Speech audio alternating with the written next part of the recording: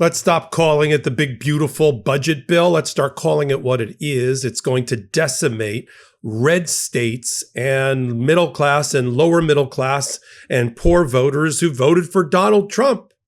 You always hurt the ones you love? Well, Donald Trump is decimating in his budget Medicare, Medicaid, food stamps, other Obamacare. It's going to throw 11 million people off of health care. Billions, hundreds of billions of dollars cut in Medicare and food stamps. And where do we think that is going to fall? Is that going to fall evenly across the socioeconomic groups that support Donald Trump? Is that going to hurt the oligarchs and the billionaires and the wealthy and the hedge fund guys and the private equity guys? Or is that going to hurt the poor in states like Alabama and Mississippi and Florida and Georgia and all the rest?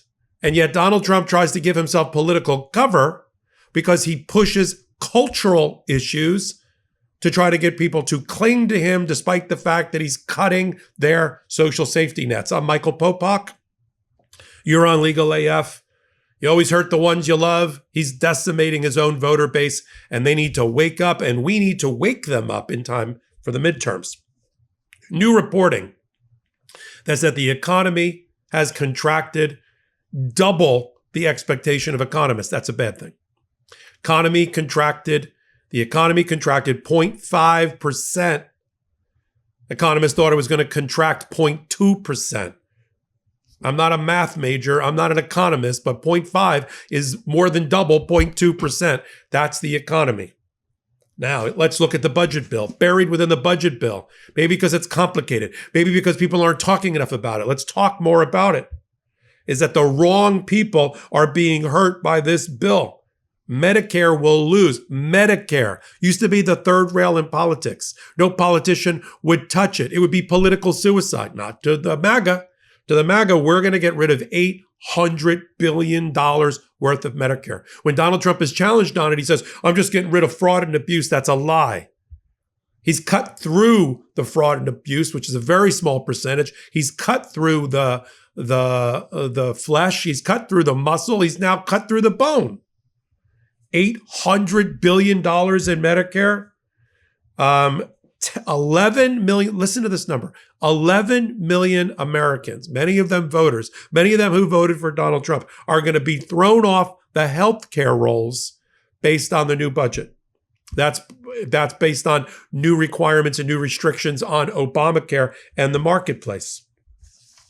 Medicare cuts alone, we talked about. There is going to be $1 trillion cut in healthcare, which is accounting for the 11 million people being thrown off the rolls.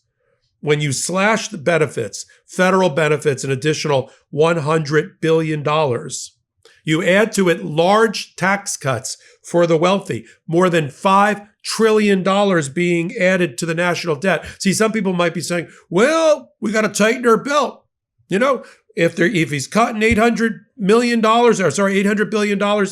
and $100 billion there, over $1 trillion of Medicare, Medicaid, food stamps, throwing 11 million people off the rolls, we just got to tighten our belts. It's an austerity program, right? Wrong.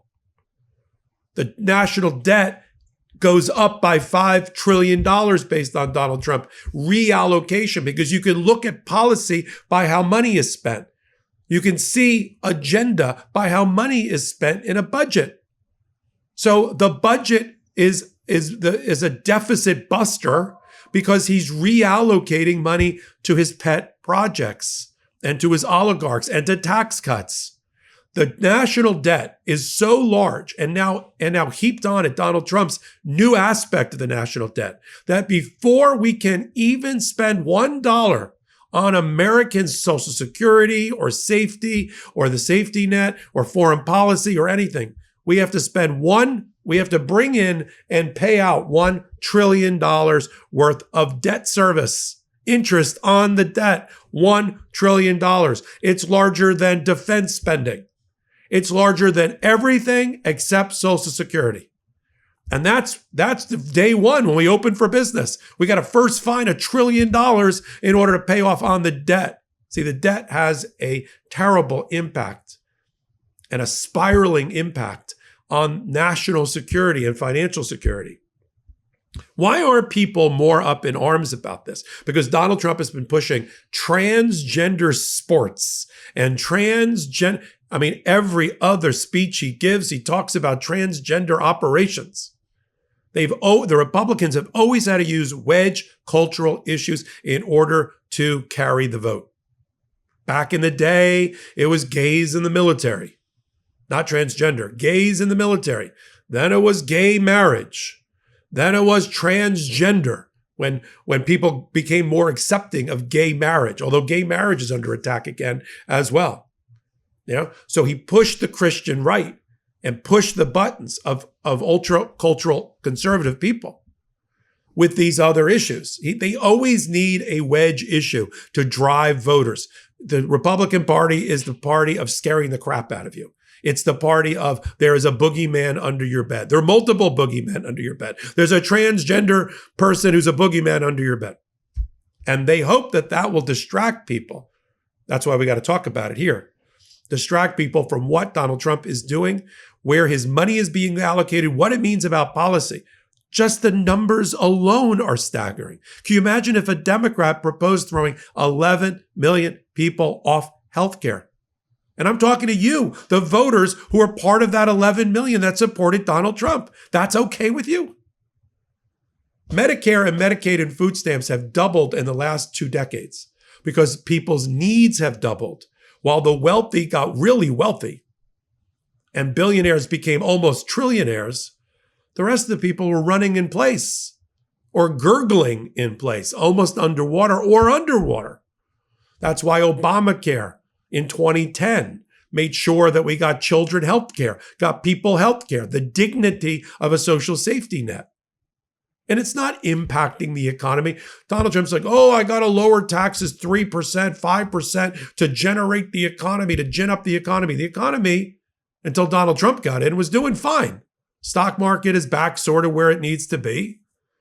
The GDP is shrinking. That's not because of people being overtaxed at the highest wealth level. It's because Donald Trump in April freaked everybody out with an announcement of worldwide tariffs at 25% or higher.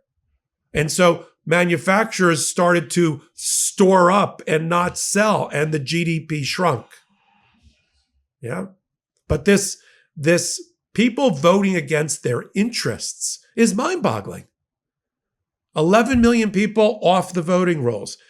$800 billion of Medicare slash. Could you imagine if a Democrat came up with that?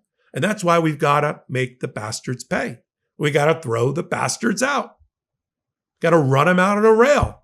It starts now. It starts with planning. Midterms are like an Olympics.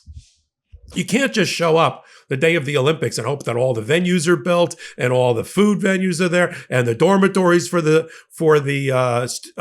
athletes are there and the logistics are all in place and the transportation is all in place. You got to work on that 2, 3, 4, 5 years before. Well, we got less than 2 years. We got 1.5 years to send the message. And I'm calling on, and I know people follow this channel as well. I'm calling on people who voted for Donald Trump, gave him the benefit of the doubt, although he didn't deserve it, to now reevaluate their position. Look at the budget that gets passed and what it does and what it shows about Donald Trump's priorities. You know who his priorities are, and it's not you based on what's in the budget bill and what's been cut. And it's almost counterintuitive to say, I don't want people to think, well, he's cutting fraud and waste and it's all an austerity program. We're all equally tightening our belts. We're not. That's why the deficit is going up, not down, despite these major hits. He just knows that his followers, his supporters, he's banking on, even though his poll numbers are terrible, he's banking on the fact that he'll be able to convince them at the midterm that they weren't as injured and harmed as it appears on the face of the bill, which they are. I'm going to continue to talk about it right here on Midas Touch and on Legal AF. Hit the free subscribe button. It's really important we stay together as a community. We vibrate on the same frequency right here on Legal AF. I'm Michael Popok, and I got some big news for our audience. Most of you know me as the co-founder of Midas Touch's Legal AF and the Legal AF YouTube channel, or as a 35-year national trial lawyer. Now, building on what we started together on Legal AF, I've launched a new law firm, the Popok Firm, dedicated to obtaining justice through compassionate and zealous legal representation. At the Popok Firm, we are focused on obtaining justice for those who have been injured or damaged by a life-altering event by securing the highest dollar recoveries. I've been tirelessly fighting for justice for the last 35 years, so my own law firm organically building on my Legal AF work just feels right. And I've handpicked a team of top-tier trial fighters and settlement experts throughout all 50 states known as big auto injury attorneys who have the know-how to beat heartless insurance companies, corporations, government entities, and their attorneys. Big Auto's attorneys working with my firm are rock stars in their respective states and collectively responsible for billions of dollars in recoveries. So if you or a loved one have been on the wrong side of a catastrophic auto, motor vehicle, rideshare, or truck accident, suffered a personal injury, or been the victim of medical malpractice, employment harassment or discrimination, or suffered a violation of your civil and constitutional rights, then contact the Popok Firm today at 1-877-POPOK-AF or by visiting my website at www.thepopokfirm.com and fill out a free case evaluation form. And if we determine that you have a case and you sign with us, we don't get paid unless you do. The Popok Firm, fighting for your justice every step of the way.